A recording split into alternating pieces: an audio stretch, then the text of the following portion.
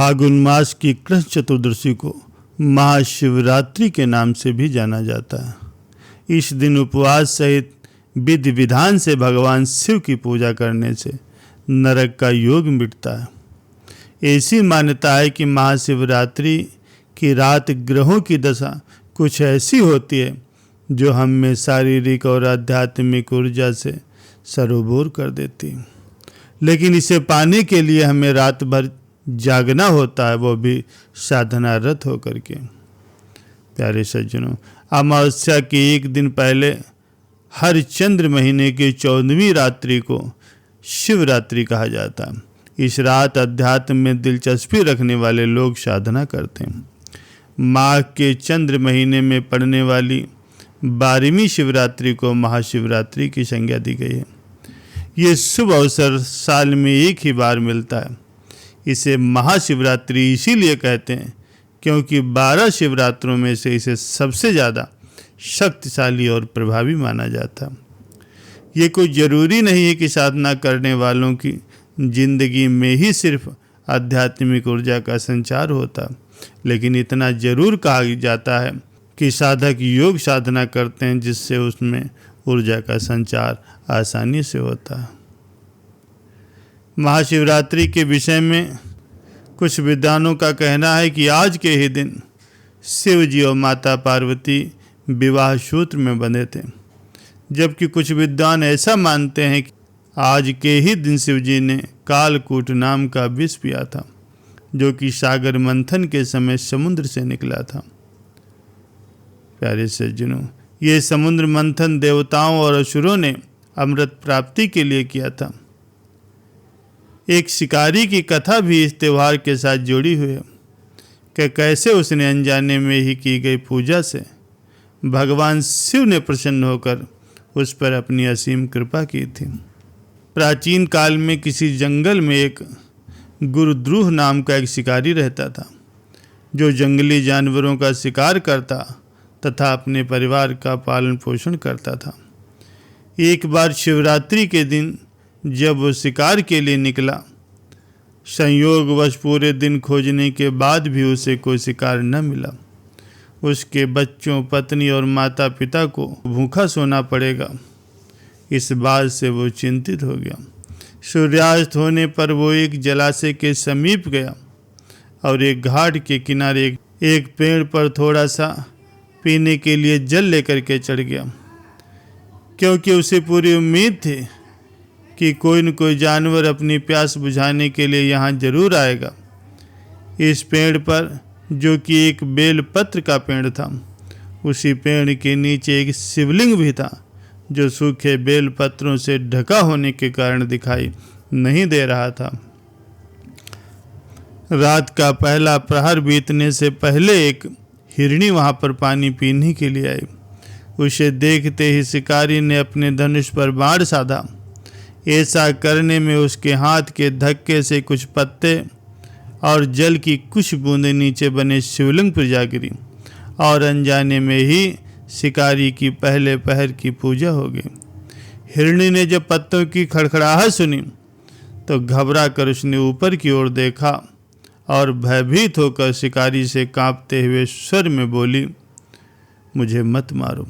शिकारी ने कहा, वो और उसका परिवार भूखा है, इसलिए वो उसे जीवित नहीं छोड़ सकता।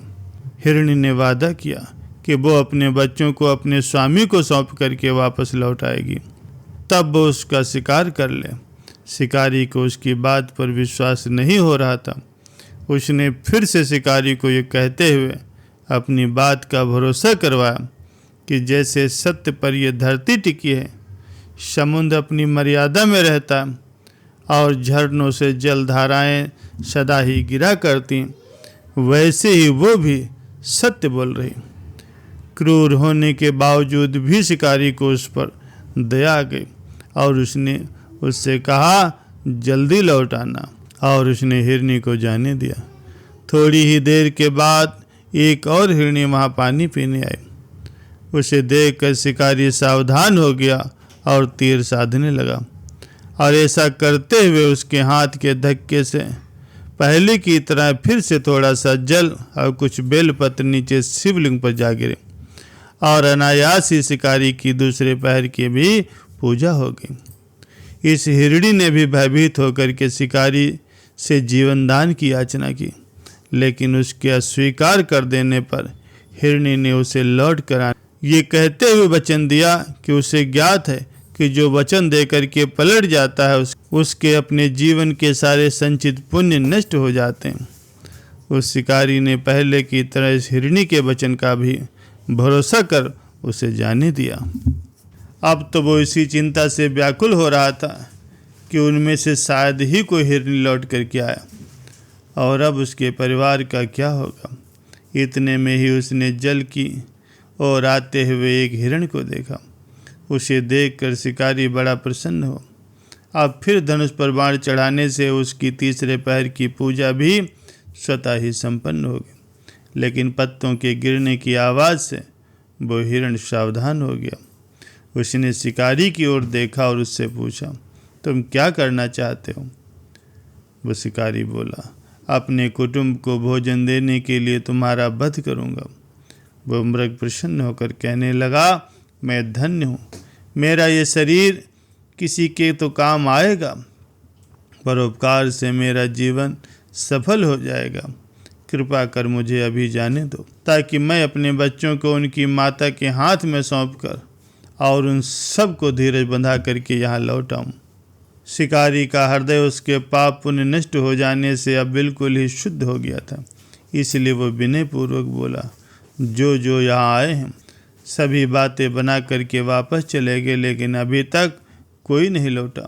यदि तुम भी झूठ बोलकर चले जाओगे तो फिर मेरे परिजनों का क्या होगा? अब हिरण ने ये कहते हुए उसे अपने सत्य बोलने का भरोसा दिलाया कि यदि वो लौट कर ना आए तो उसे पाप लगे। शिकारी ने उसे भी ये कह करके जाने दिया कि भाई शीघ्र ही लौट आना। रात्रि का अंतिम पहर शुरू होते ही उस शिकारी के हर्ष की सीमा न रही, क्योंकि उसने उन सब हिरणियों को अपने बच्चों सहित एक साथ आते देखा। उन्हें देखते ही उसने अपने धनुष पर बाण रखा और पहले की ही तरह उसकी चौथे पहर की भी पूजा संपन्न हो गई।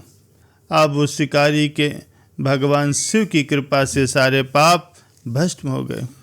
इसीलिए वो सोचने लगा कि ओह, ये पशु भी धन्य है जो ज्ञानहीन हो करके भी अपने शरीर से परोपकार करना चाहते हैं।